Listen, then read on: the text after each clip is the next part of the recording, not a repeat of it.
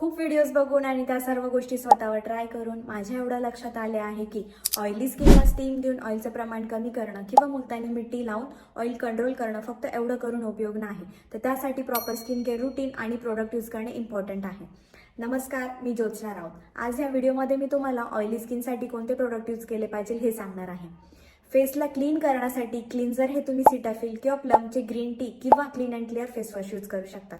त्यानंतर स्किनचे pores tight करण्यासाठी तुम्ही प्लमचे राईस वॉटर किंवा पिक्सी हे टोनर यूज करू शकतात.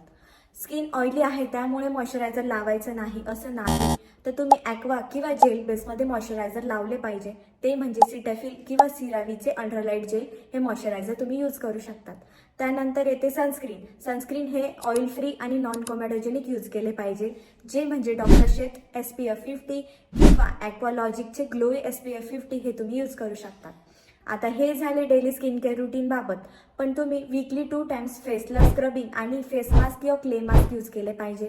हे तुम्ही घरी किंवा सलूनमध्ये जाऊन करू शकतात, जेणेकरून फेसचे ऑइल कंट्रोल राहील व ॲक्ने पिंपल होणार नाही.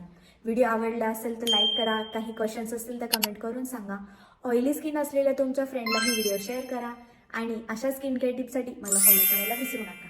थँक्यू.